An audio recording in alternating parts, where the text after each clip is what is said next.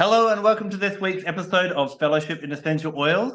This week I'm really excited because we're going to dive deep into exploring an Australian essential oil. And Liz, are you excited to talk about Boronia?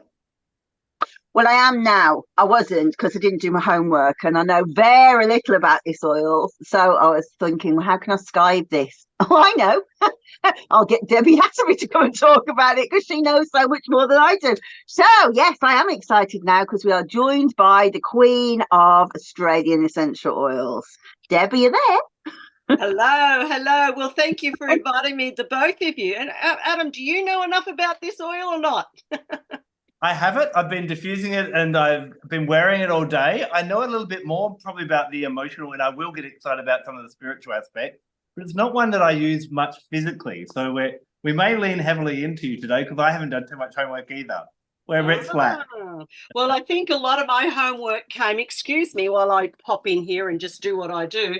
A lot of my homework came in retrospect for research, and that was in one of my journals, which was number 86 volume. And you can see the absolutely beautiful, delicate, but strong, and this is where it comes from, that really strong, powerful flower of that mega stigma. It's really a beautiful, strong, powerful, but yet delicate, very highly aromatic, very highly aromatic.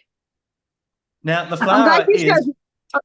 I was going to say, I'm glad that you showed us that because when we came on screen, Adam said to me, "You've got the wrong colour top on." And I went, "Well, anyway, it's green, but how am I supposed to know?" So it was very nice to see that flower. Thanks, Deb. That's okay. Look, you both look like you were just about right on the knocker there. That sort of a kind of a purpley kind of reddy colour and that green there behind it. And me, look, I've just got the whatever came.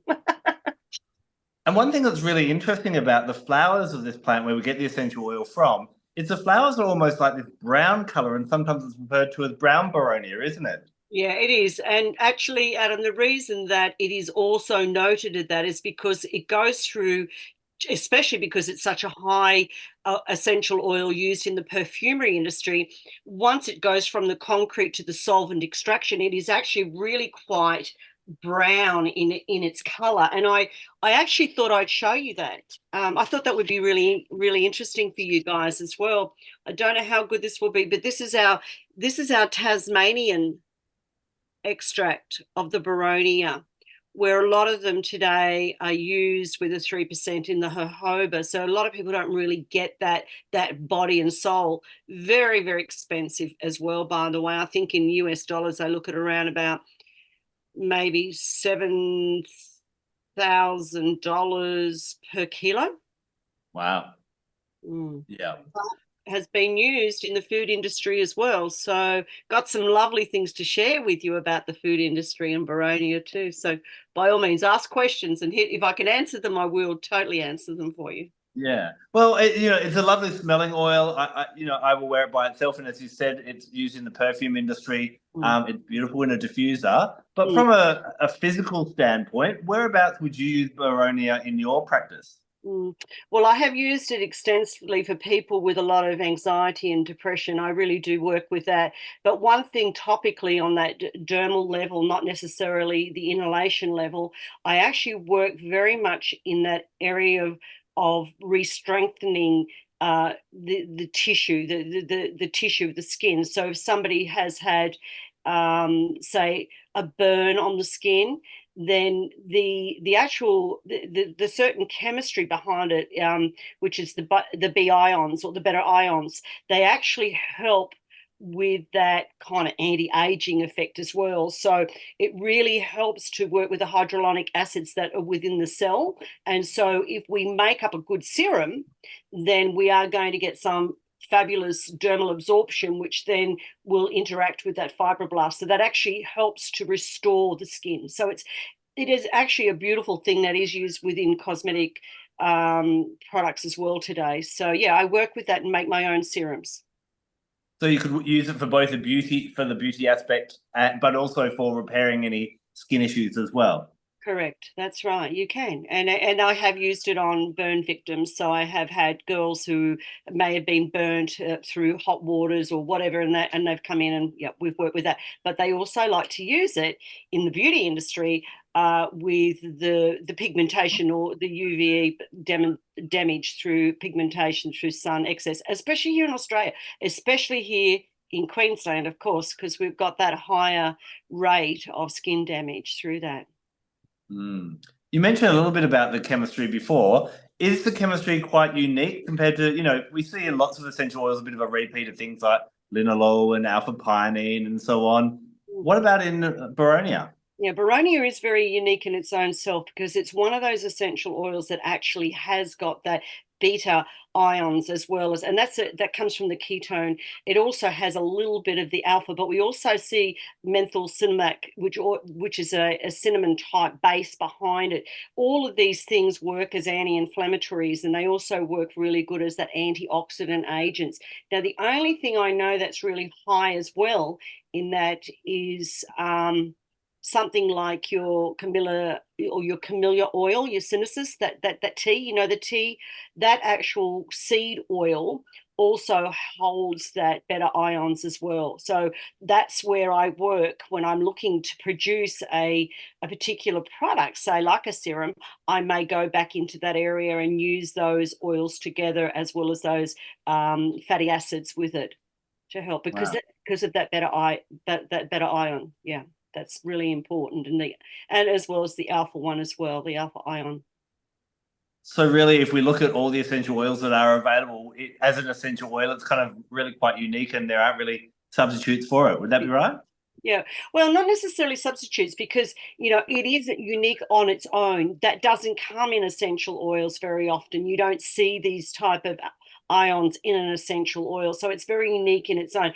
The other where we find that other one is not actually an essential oil. So the camellia oil is actually a seed pressed oil, which creates like a fatty acid. Does that make sense to you? Yeah. Okay, so they're two different things altogether, but they both hold it. So you said it's good for skin. It's good for depression and anxiety. As long as you use it through inhalation, your inhalation methods for that type of thing, because we really want it to cross that blood-brain barrier. We really want to be able to change a little bit of that dopamine and that serotonin and bring that person into some sort of equilibrium. And you also mentioned something about the food industry before. I'm intrigued. Okay, I love this. Okay, so I really love the food and the perfumery industry because when I did a lot of research some time ago on the actual thing, I came back on a part of it where I struggled to find why we have certain types of chemotypes in this oil. So sorry, Liz, I don't want to be jumping in on you here, but you know what? You wanted me, you got me. No, I want you to speak because I know nothing. I learned it from a book. Interestingly, you are answering the question that I was going to ask because obviously I looked it up in your book and I thought, well, who else might know about this oil? And so I looked up in Sal's book, the complete guide to aromatherapy, and he's basically describes its use in perfumery and says food, but then says doesn't really have any applications in aromatherapy. So you've kind of gone way far what he was saying, but he didn't really explain about the food. And I thought, oh, I wonder if Deb knows about that. So you're going to answer. Well, remember, there's only so much I can put in a book. So, that's the sad part about it, because really and truly, you, like yourself, like you have so much inside here that you want to be able to give, but you know that you've got to be able to put something in and go, that's enough now. Otherwise, it'll just be a book about Boronia. And so that's why that stopped. But yes, I'll give you some examples of that. Like around the 50s, I don't know the exact date now. I'd have to go back. So I'm going to try and pop back into this little person here that tells me all my secrets. But we did have, I'm just trying to think now. We had two perfumerists that were among this, and one of them was for Dior, the perfume in Dior, and they actually took now I don't know whether they took the actual certain component, but there's citrus, like there's citrus in there, and there's woods behind this particular Boronia, and there's florals in there, so it makes an absolutely amazing perfume. So Dior took this, and I think he made the toilette, spray, and he used more of that citrus sort of backing of it. But then you had that guy by the name of Ralph Lauren or something like that, and he called it, he used the heart of the Boronia, which that means, I think in my heart, that I see everything and I look at it, it means he used the whole perfume, so the whole lot of the constituents, which made it sort of like a woody yet fruity but yet citrusy. It's an amazing, if you actually get the real non-adulterated, if you can afford that, you one moment you think of it and you say, oh my God, that's incredible. And it's like when the food industry got hold of the Boronia itself, this Mystigna, what they did is, it was through the Coca-Cola company. We had something back in the 70s. I know because I lived in the 70s. And of course, Boronia's kept me young. Anyway, I just thought I'd add that. But yeah, so in the 70s, the Coca-Cola company had like a soft drink or fizzy drink, whatever you guys call that. And it was called Mellow Yellow.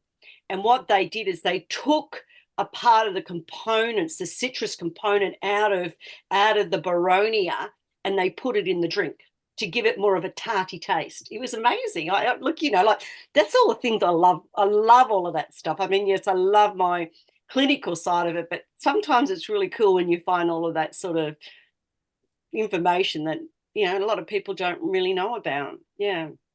Wow. I must say, I did live for 6 months of the 70s, and I do remember Mellow Yellow. So, yeah, I never knew Boronia was in it. That's really, really interesting. Yeah, in a lot of perfumeries too. But I tried really hard to research, like if we were looking at the chemotypes or the different varieties of the Boronia, we do have what we call Boronia Absolute. Then we have Boronia Heart Absolute. Then we have Boronia Leaf Absolute. Okay, so obviously anyone would think yes, because we understand that the Boronia leaf and the Boronia flower are going to be different.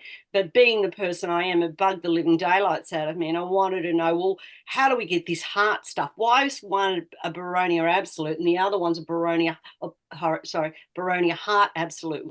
And the only thing that I could find over that period of time when I was researching it was that the heart obviously had some change in its constituents because it was more of a highland oil, like growth, and so it was more in the highlands, or the altitude was higher.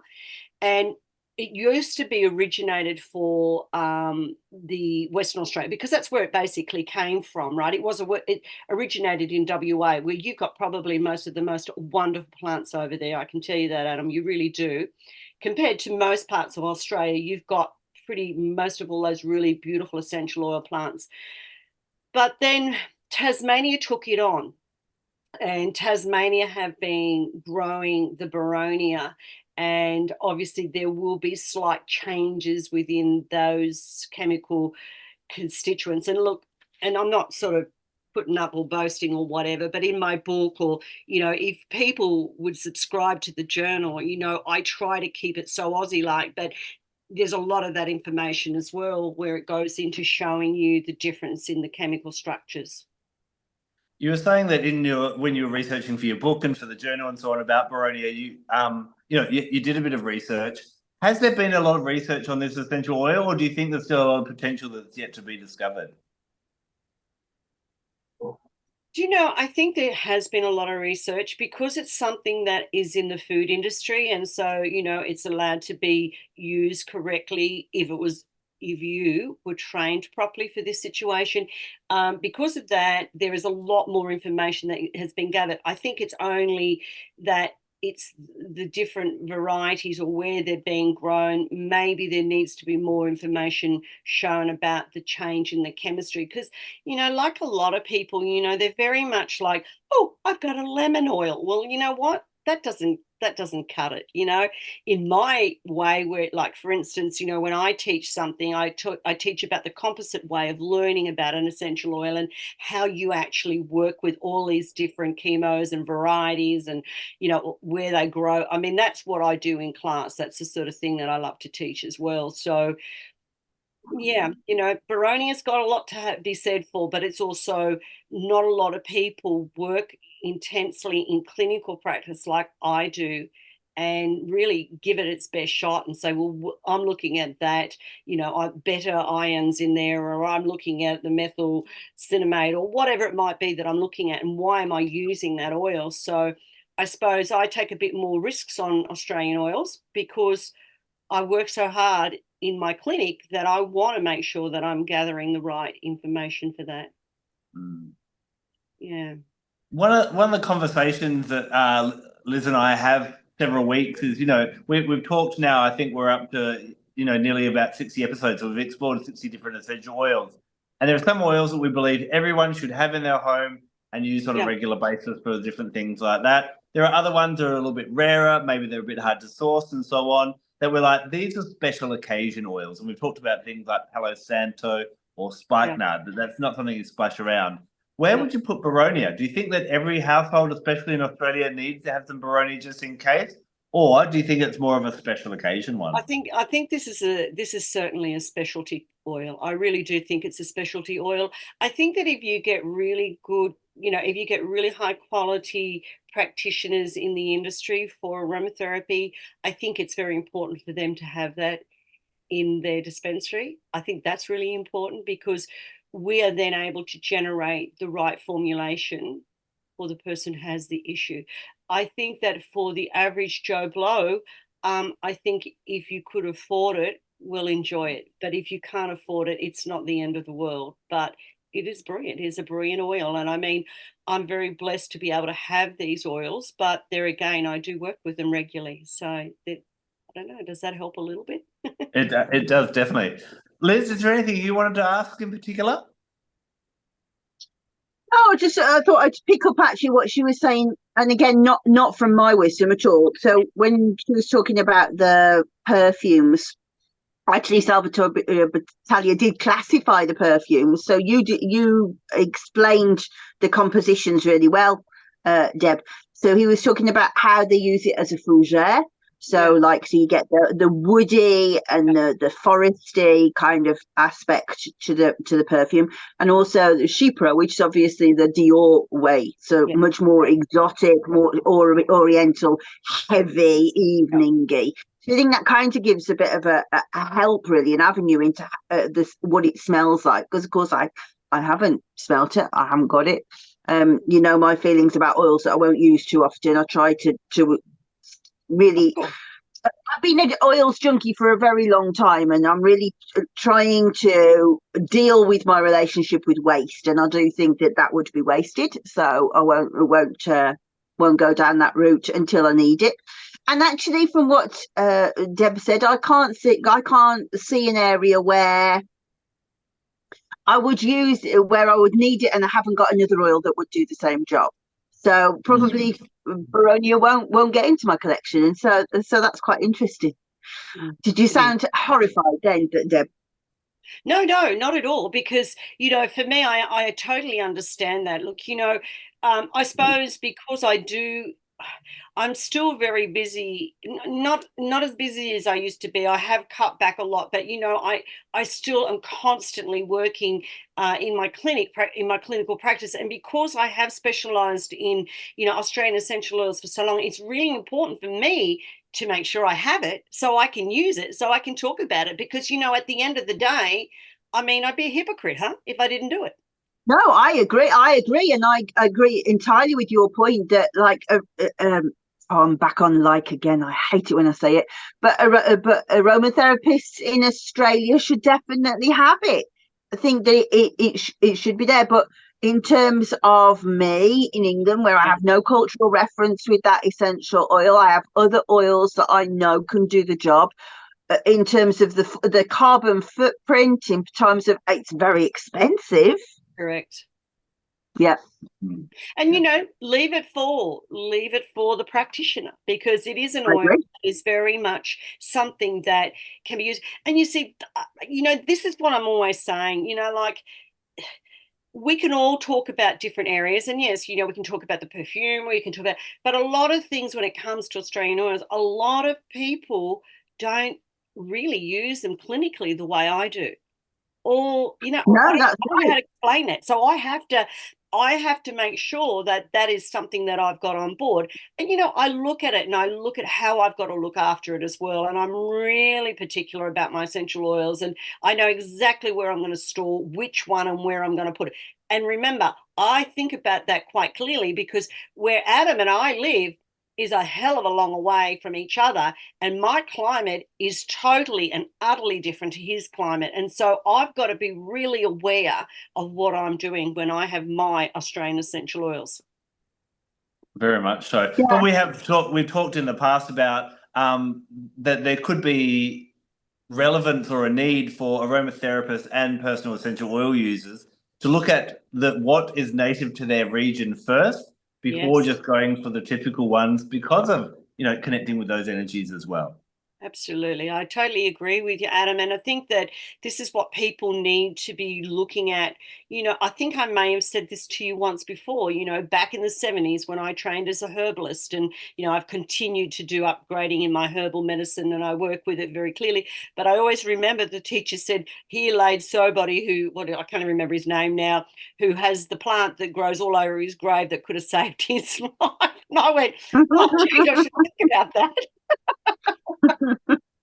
And I think at that time, what was it? I think it was red clover, so a beautiful blood purifier. And I just thought, oh my God, I better think that way. Yeah. So one thing that obviously piqued my interest when you're talking about Boronia is how good it is for skin repair with burns and different things like that. That may leave some of the people that are listening to our podcast or watching the podcast going, well, okay, if I shouldn't use Boronia, what should I use? And I want to throw that back to both of you as aromatherapists. What would you kind of go, Boronia is off the table? What would be a good substitute for that skin repair if there have been some damage like a burn? Okay, yeah. That's an easy one for me to answer. Did you want to go first, Liz, so I don't jump the gun? Okay, so when I'm looking at tissue repair, I'm actually going to be looking more, and we need to be careful of this too, because we're talking about the chemistry behind the essential oil, and that's what I'm looking at the moment. So essential oils that I can see that would get all the carrier component of it that is going to be able to bring the dermal absorption in properly, so that then we can get that proliferation of a cell going, so that we can create the wound healing faster. So essential oils that generally have your ketones in them have got the ability to be able to produce a better wound heal on them. But we also want certain oils, like things that have 1,8-cineol in them as well, even though your 1,8-cineols are your mucolytic type oils, and they work on that respiratory area. They are also very important because they help, like a catalyst of such, to transfer or bring in to that dermal absorption. So it's all also about how you use it, what you use it with, and your dosage. Because if you don't get the dosage right, you're not going to get the outcome you're looking for.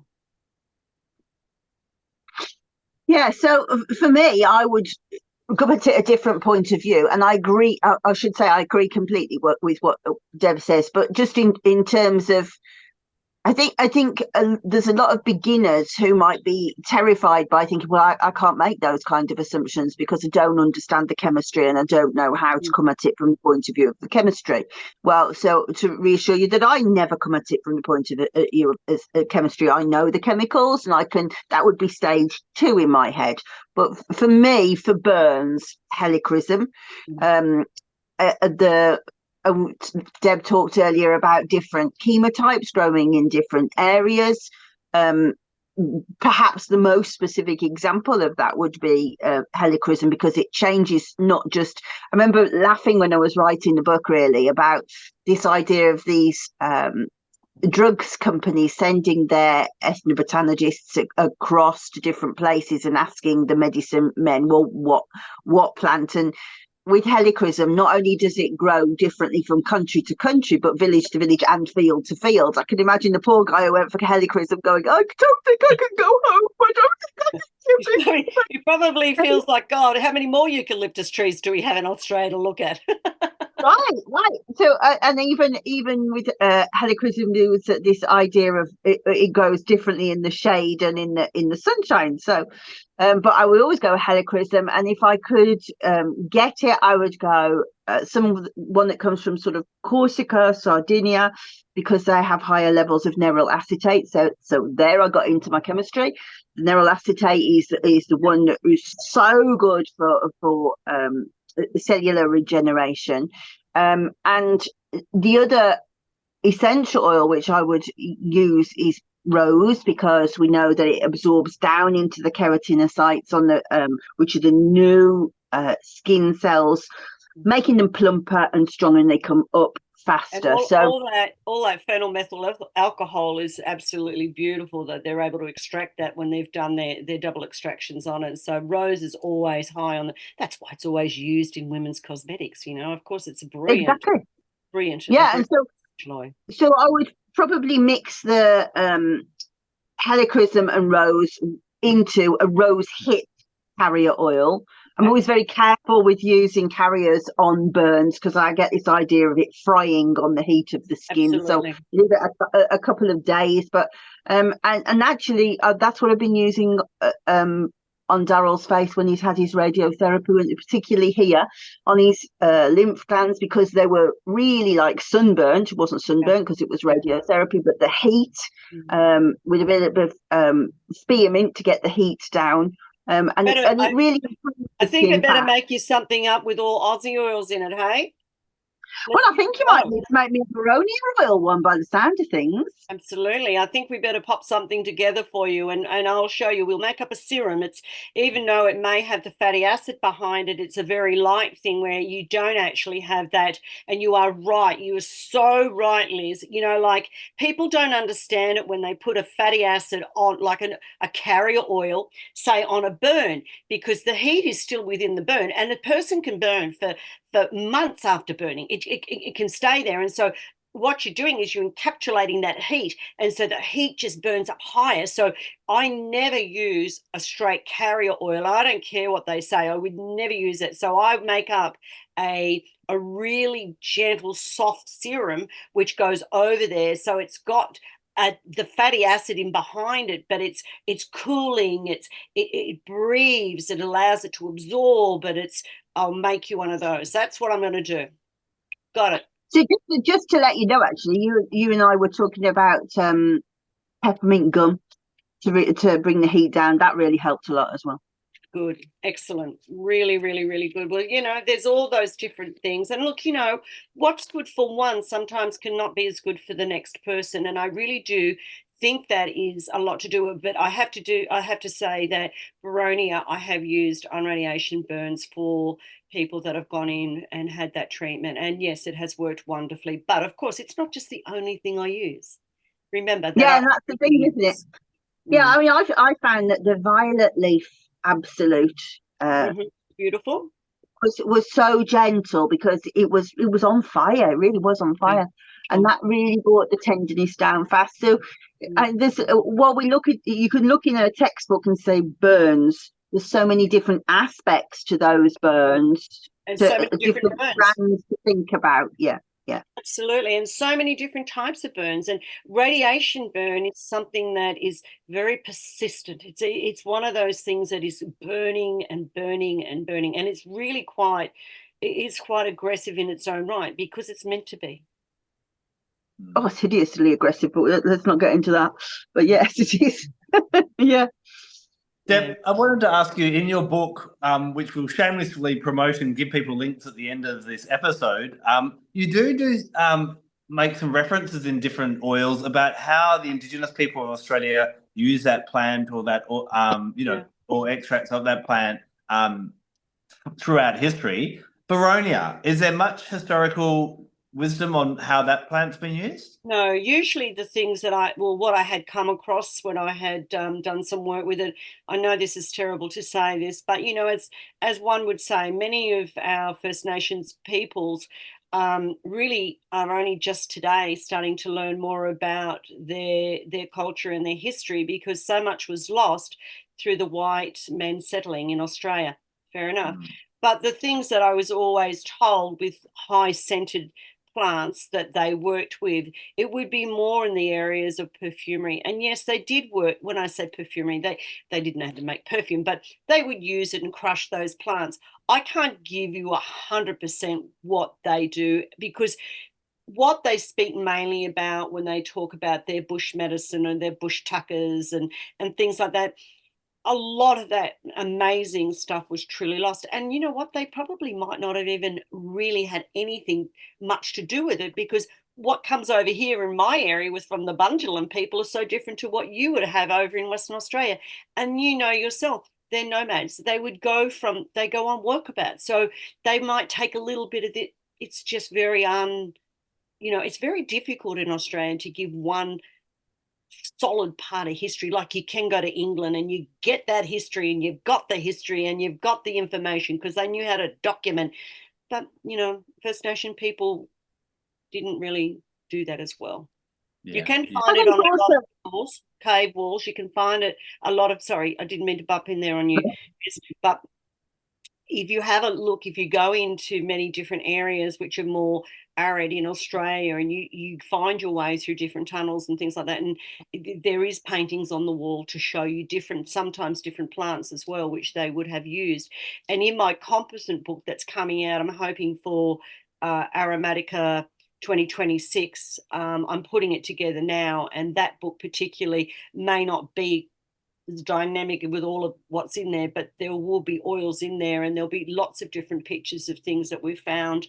Who I have lots of people running around Australia getting things for me too. So yeah, which will be nice and fun to look at. I think perhaps to make clear to people, because I hadn't really understood this till you came to the UK and we worked together last year, almost exactly this time last year, wasn't it?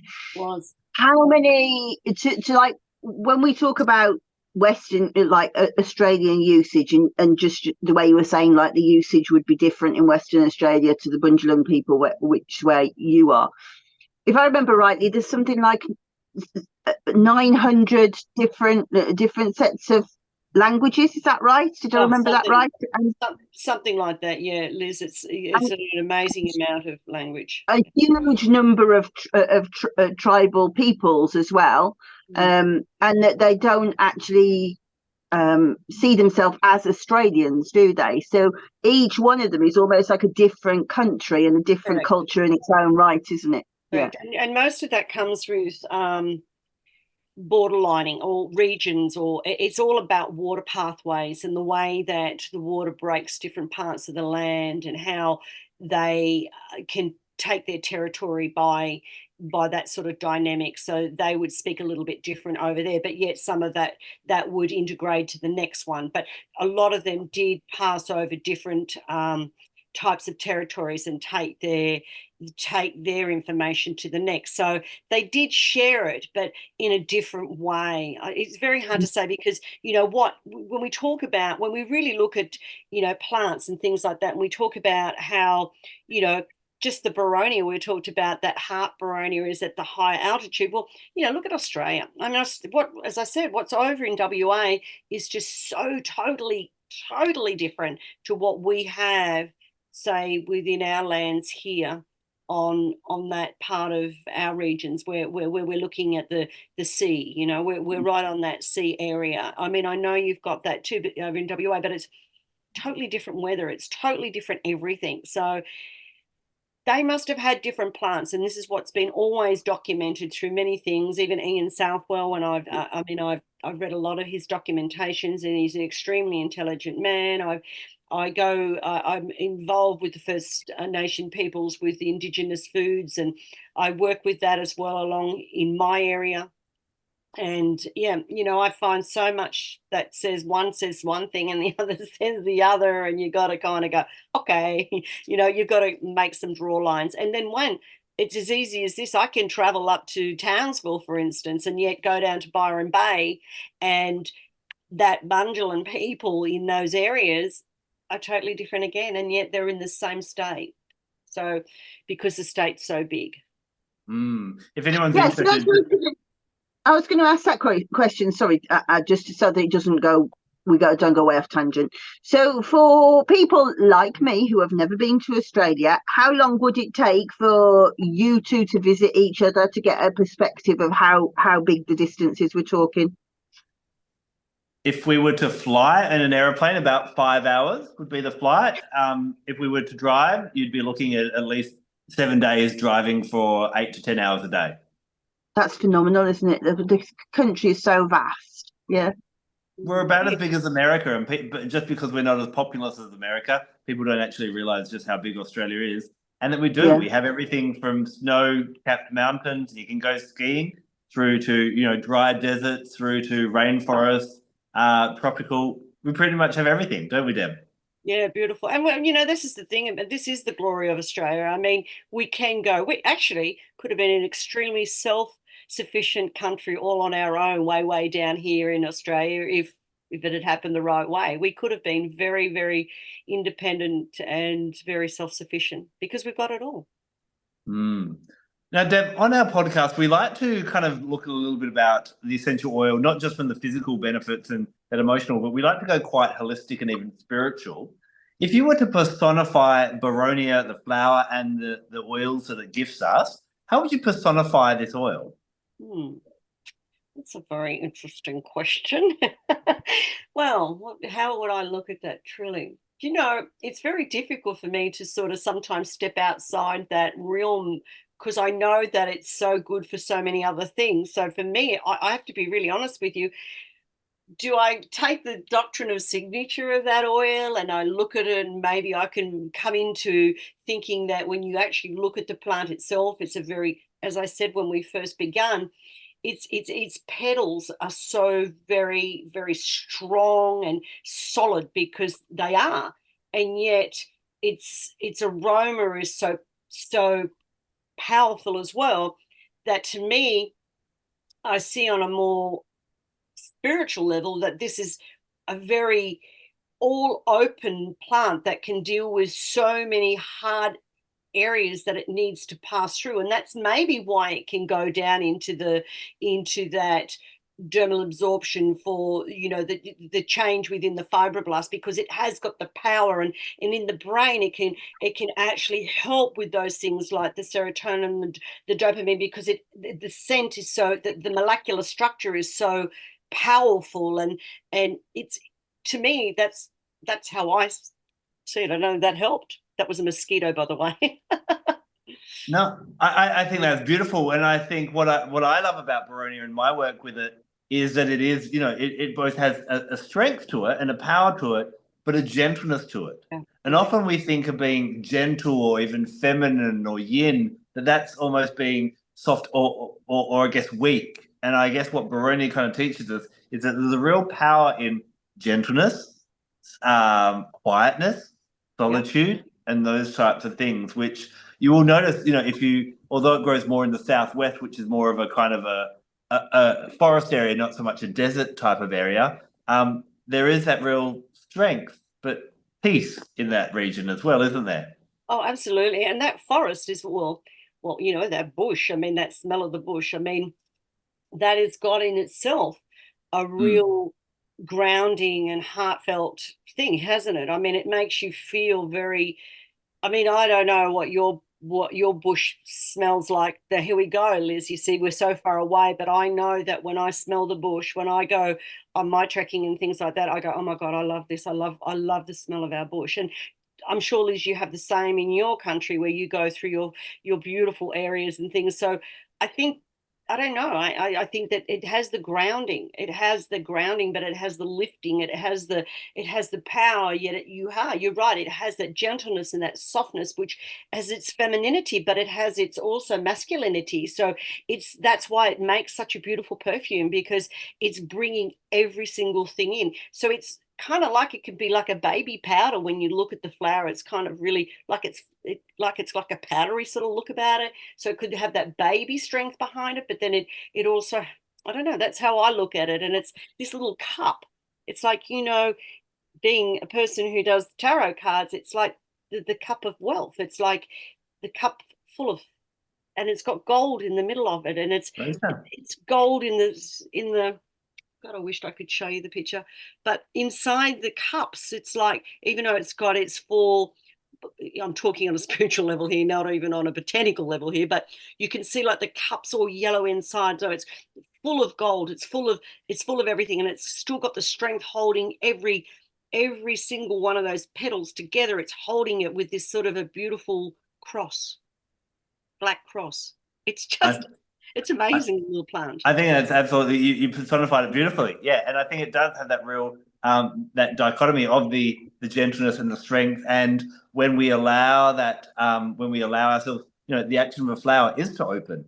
And when we open up to being gentle, when we open up to that vulnerable, that kind of gentle side of ourselves, there's real gold in there. We know what it's like when someone comes at us in a fiery warrior kind of masculine way. Yeah. It stops everyone feeling comfortable. And I think Boronia would be a great oil to let people feel comfortable with their gentleness, and just kind of, sometimes a gentle nudge is more powerful than a shove. And I think Boronia would kind of encourage that type of behavior as well. It does. And you've got to have a lot of gold to be able to buy it. Sorry. There is that, isn't there? I'm looking at a page from your book. Well, I don't know if I'm very good at being able to show it. Can you see how it grows? Look, it grows low to the ground, like a shrub. This is in Tasmania. Yeah, in Tasmania. This is Tasmania. Yeah, this is the farm in Tasmania where they produce it, that they actually took from WA, and they brought it in there. But it actually comes up like a really beautiful little, like a bushy sort of little tiny bushy tree. That's what it comes up to see it in the wild. It's like a bushy sort of, I don't know. It's just, how a tea tree grows, except not expanded. It kind of grows like that as well. It's kind of, I don't know, you have to really go and have a little bit, and you should be able to find it where you are actually, Adam. I don't know where you live exactly, but I'm sure you could find it over your neck of the woods. But yeah, it's a very bushy but beautiful plant. Yeah. But there it's because it's being harvested as well, Liz. They put it all in their rows. Yeah. Understood. Yeah. Now, we normally wrap up our episodes with a bit of talk about astrology and chakras. And I wanted to talk a little bit about my experience and why I got so excited about Boronia. First of all, because I love oils that are native to my land, they ring very true to me. But what I got excited about, and where I've first seen it, we have a beautiful botanical garden here. It's one of our major city parks called Kings Park. And when you look at the flowers of this plant, they are literally, yes, it is a little bit purple, but I would describe the flowers as being brown. Now, in past episodes, we've talked about that the Greeks and the Romans would attribute different flower colors to different planets. And they would attribute pink to Venus and yellow to Mercury and red to Mars and so on. But from our discussion that we've had today and my experience in the past, I would actually astrologically link this to the planet Earth. And I think it does bring in the strength of the Earth. And for me, it's the only essential oil that astrologically would connect with the Earth rather than one of the heavenly planets. Where we go to chakras then, it would work really well with what's known as the Earth Star chakra, below the base chakra, which is our connection to every person, every animal, every plant, every mineral, everything that's upon the Earth. And so I find that this amazingly beautiful oil to work with on a spiritual level, to help us connect with the Earth, to be gentle on the Earth, and to feel the gentle strength of the Earth. The Earth doesn't speak to us unless we're silent and can hear its whispers. And I think Boronia is almost like the personification of, you can find great strength in quietness, in solitude, and in gentleness, and can really teach us to bring that capacity into our lives. So that's how I love it on both the astrological level and the chakra level. Beautiful. I love it. I really love it. I think that's so beautiful. I think it's such a lovely way to express such a fabulous, absolutely fabulous plant. You know, it's a beautiful way. And you are correct in its colouring. It is that sort of a brand, very similar to your shirt, actually. That's why you obviously wore it. We do have a habit on this show of dressing accordingly. Don't you worry. I'll have to remember next time I'm invited to wear the right clothing. Well, no, you failed this time. You haven't really delivered, so you can't come again. Absolutely fantastic amount of knowledge out of your mouth. You will never cease to amaze me how much you know about Australian oils. Not at all. I knew that I could just fall out of bed and do nothing this morning, and it's just worked out perfectly for me. So thank you for that, Deb. Thank you so much, both of you. Thank you so much for inviting me, and I hope to hear again and get another invite.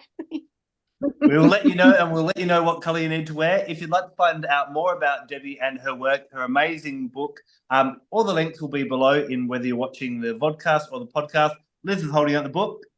Bless. I'm guessing it will be backwards on the screen, but I love this book, and I think that anybody who has got an interest in, well, it's another culture to me entirely. There are things that, well, I'm very lucky that people deliver oils to me, and so I do have some of the oils in the book from Deb, and also from Greg, Tarina, and also from Adam. But yeah, just I heartily recommend it. It's very easy to read. It's it's better than I would write it in terms of this is what you use it for and this is how you use it.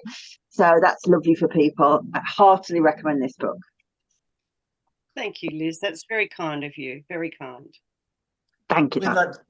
We'd like to thank everyone for tuning in to this episode of Fellowship in Essential Oils. We hope we've tickled your fancy on Boronia, and we'll be back again next week when we explore another gift from Mother Nature. Until then, take care. Bye. Bye-bye.